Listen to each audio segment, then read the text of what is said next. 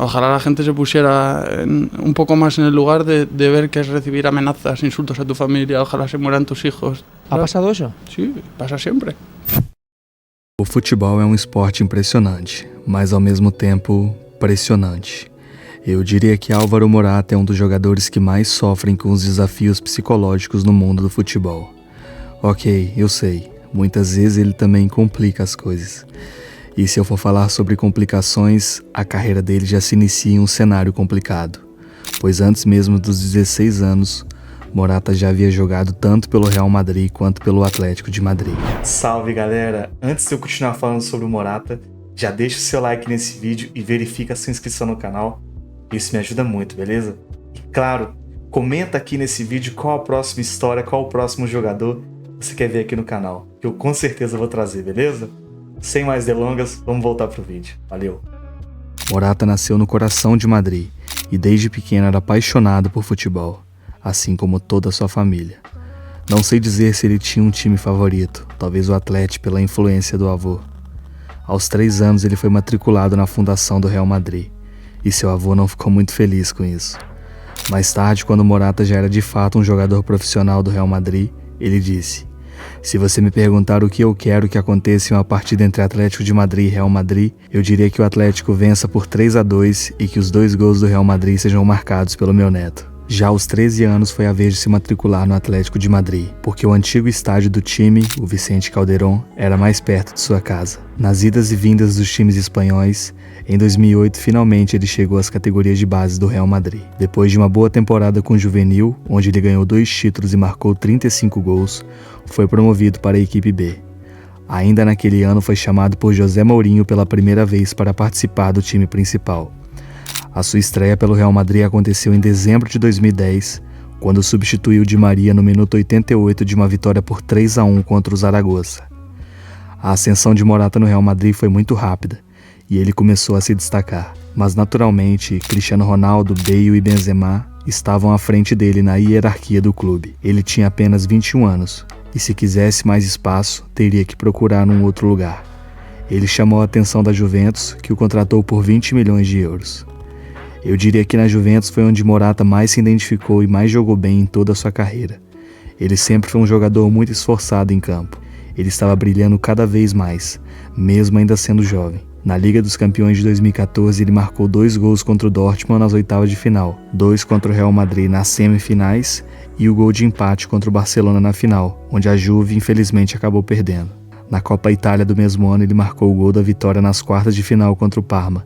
E na Copa Itália do ano seguinte, novamente marcou 2 gols contra a Inter nas semifinais e o gol da vitória contra o Milan na final nos últimos minutos. Morata não estava quebrando recordes ou surpreendendo o mundo, mas estava sendo influente no time de muitas outras maneiras.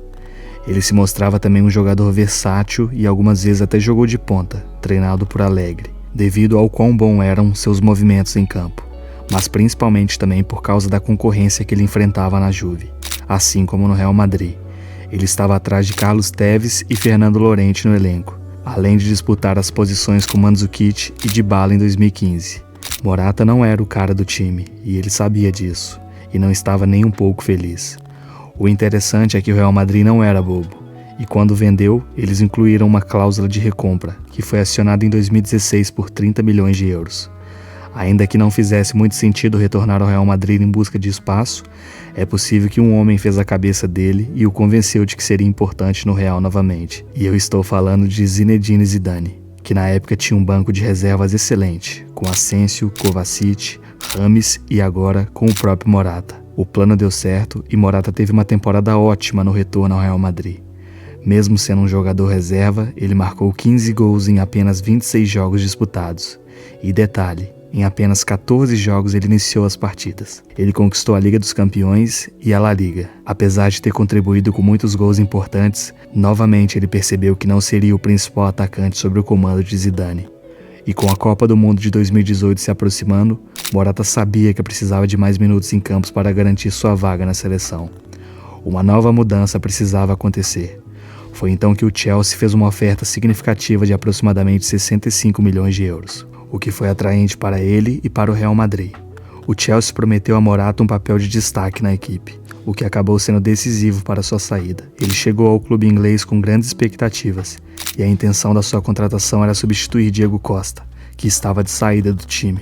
Como promessa, ele foi imediatamente inserido no time titular por Antônio Conte, que era então o técnico do Chelsea. Ele começou sua campanha na Premier League com o pé direito, marcando em sua estreia contra o Burnley, e rapidamente conquistou a torcida com seu estilo de jogo e gols importantes. Pouco tempo depois de chegar, ele já havia sido eleito jogador do mês 2 vezes. Porém, a partir de dezembro, as lesões foram um problema e, consequentemente, a queda de confiança, impactando diretamente em seu desempenho em campo. Ele não marcava mais gols e perdia inúmeras oportunidades importantes em partidas decisivas. A quantidade de gols perdidos, especialmente em jogos grandes, fez com que a torcida perdesse a confiança nele, e era nítido que ele mesmo não se sentia bem. Ele estava realmente frustrado. Em 2018, Antônio Conte saiu do time e quem chegou foi Maurício Sarri, o que deu esperanças para Morata para uma sequência melhor. No entanto, a pressão e as expectativas continuaram a afetar seu desempenho. Embora ele mostrasse alguns lampejos de qualidade, a inconsistência continuava a ser o seu maior problema.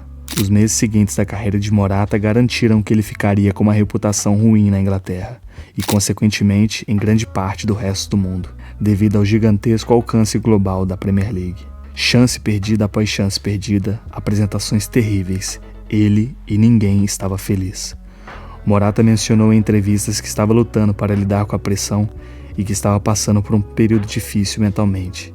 Ele estava tendo problemas de confiança e provavelmente problemas de saúde mental. No Chelsea, eu não queria mais sair de casa, era difícil. Eu pensei que iria longe o suficiente para não ter que ter a pressão de sempre vencer.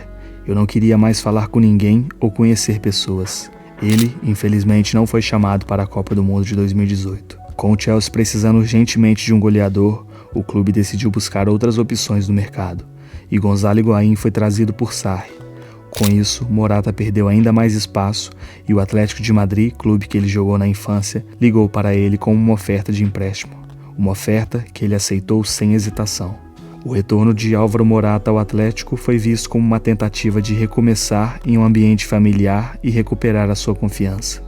No entanto, a pressão e as críticas não diminuíram, e muitos questionavam se ele conseguiria entregar o desempenho esperado.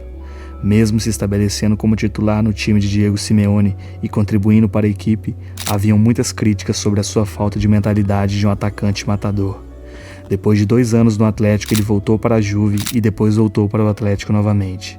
Transferências em períodos curtos que não permitiram que Morata se tornasse um ídolo em seu clube atual.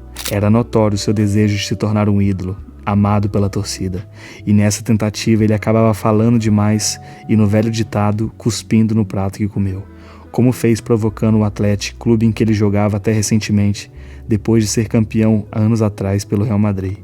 Ele disse: "Avisem aos índios quem é que manda na Espanha." É triste ver que sua necessidade de ser amado provavelmente lhe causou mais mal do que bem.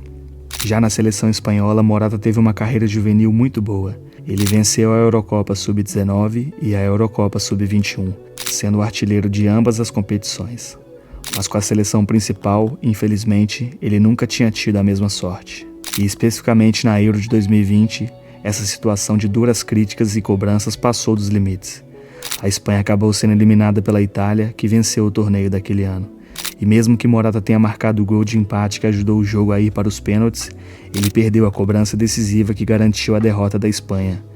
Além das vaias recebidas durante a competição, a reação da torcida nunca havia partido para um lado criminoso como foi naquele ano, quando sua família começou a receber ameaças, inclusive em relação à vida de seus filhos.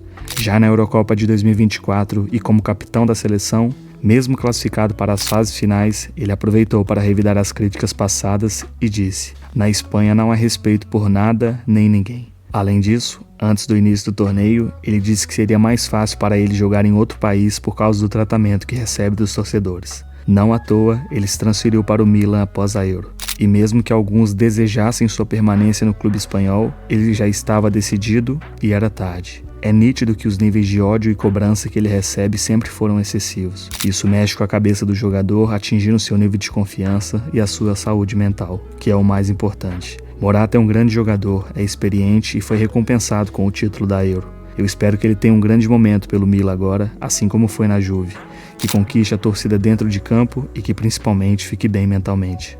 Comente sobre qual jogador você quer ver aqui no canal. Se você gostou desse vídeo, não esquece de deixar o seu like e verificar sua inscrição no canal.